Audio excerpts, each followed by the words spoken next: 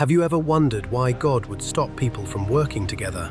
The watch must not. At first, the story of Babel sounds strange. Humanity was united. Everyone spoke the same language. Everyone understood each other. There were no misunderstandings, no translation problems, no barriers. And then God stepped in and shattered it. Why? Most people think the Tower of Babel is a story about a building, but it isn't. It's a story about a warning. Before we get there, there's something most people miss. The tower was never the real problem. The hearts behind it were. The flood was over. Generations had passed since Noah stepped off the ark. God had given humanity a simple instruction. Spread out, fill the earth, multiply, build families, build communities, take His image into every corner of creation. But humanity had another idea. Instead of spreading out, they gathered together. Instead of filling the earth, they settled in one place. Instead of following God's direction, they decided to create their own. And that's where the story begins. On the plain of Shinar, a growing city, a growing population, a growing confidence, and eventually, a growing pride. Imagine standing there, thousands of people working together, every worker speaking the same language, every instruction understood instantly, every plan executed perfectly. The kind of unity most leaders dream about.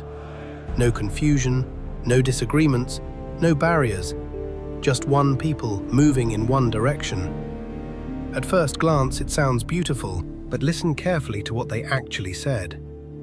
Come, let us build ourselves a city.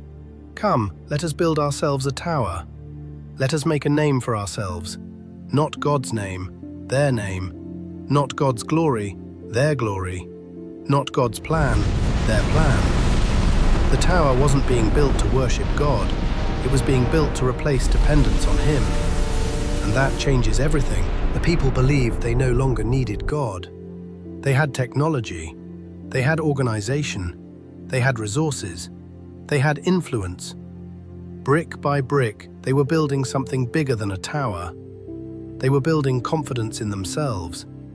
The tower became a monument to human achievement, a declaration that humanity could secure its own future, protect itself, define itself, exalt itself, without God. And if that sounds familiar, it's because every generation faces the same temptation, to trust what we build more than the one who gave us the ability to build it. The Bible says, "The Lord came down to see the city and the tower."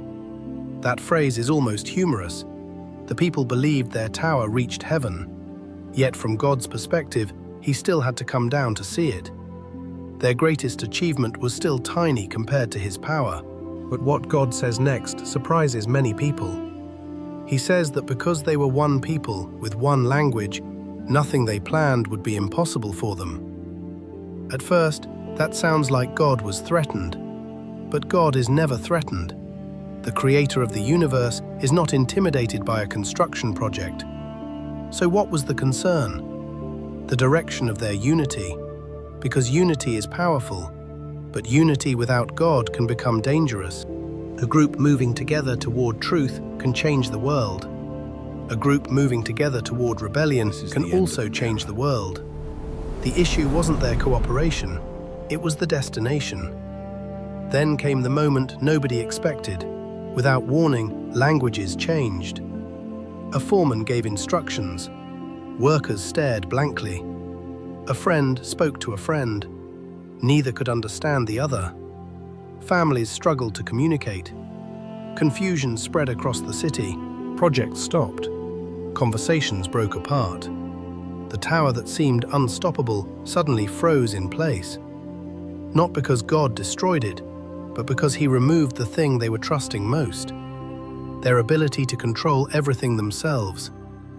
Imagine the frustration. Years of planning, years of labor, years of ambition, stopped in a single day. The city that symbolized human greatness became a monument to human limitation. And eventually, the people scattered, exactly as God had originally instructed. Across the earth, into different regions, different cultures, different nations, different languages. The very thing humanity resisted became the thing God accomplished. But there is one final detail that makes this story extraordinary. The Bible does not end at Babel. Thousands of years later, another crowd gathered, not around a tower, but around the followers of Jesus. The event was called Pentecost. People from many nations stood together, many languages, many cultures, many backgrounds. And suddenly God performed another miracle involving language. Only this time he didn't divide people, he united them. People heard the message of God in their own languages. The tower stands tall. The barrier created at Babel began to be reversed through Christ. What pride scattered, grace started bringing back together. And that may be the deepest lesson of Babel. The problem was never human achievement. The problem was human achievement without God. The problem was never unity. The problem was unity centered on ourselves. Because anything built only to make our own name great eventually crumbles. But what is built for God's glory lasts far beyond us. The people of Babel wanted to reach heaven by their own effort. The gospel tells a different story. We don't climb our way to God. God came down to us, and that changes everything. So the next time you hear about the Tower of Babel, don't just think about a tower. Think about the question hidden inside the story. Are you building your life to make your name great, or God's?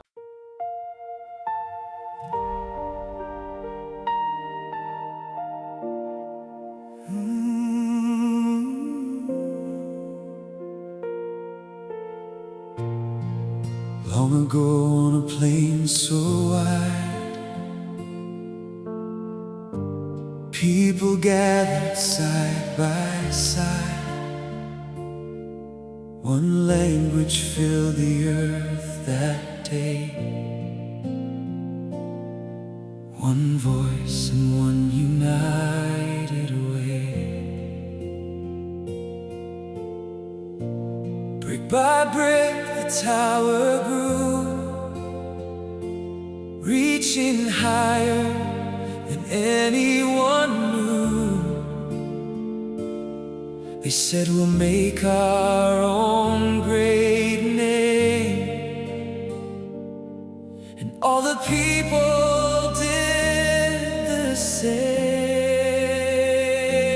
Oh, Babel, Babel, reaching for the sky, trying to touch heaven, trying to climb so high. Oh, Babel, Babel, can't you see? A tower built on pride was never meant to be.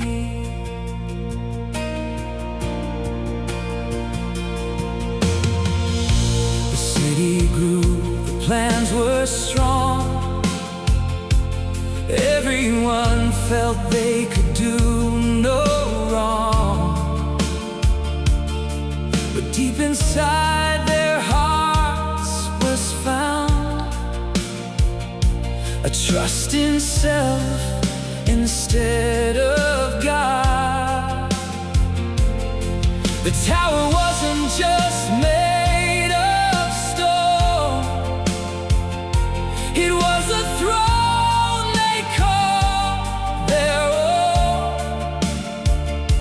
a monument to human faith, built without God's holy name. Oh, Babel, Babel, reaching for the sky, trying to touch heaven, trying to climb so high.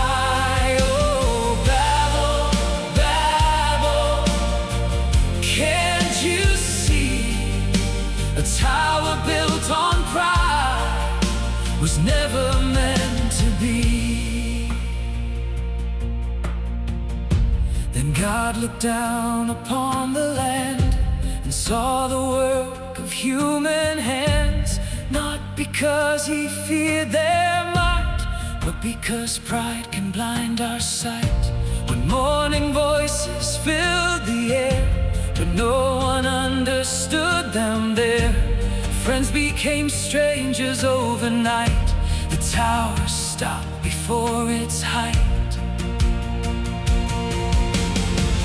Different languages filled the earth, scattered people of every birth. God's plan moved forward all along, even when mankind got it wrong. Not my name, Lord, yours alone. Not my kingdom, not my throne, not my glory, not my fame. Everything belongs to your name. But Babel wasn't the final word. Another promise would be heard. At Pentecost, God's Spirit came, and many languages praised His name. What pride had broken long ago, God's grace began again to show. The way to heaven isn't our climb, it's Jesus reaching down through time. Oh, Savior, Savior, you came to us when we could not climb high enough. Every tower fades away, but your love remains today. Brick by brick, the tower fell, yet God's mercy still would dwell. The highest place we'll ever stand is safely held within His hand. Within His hands, within His hands, forever in His hands.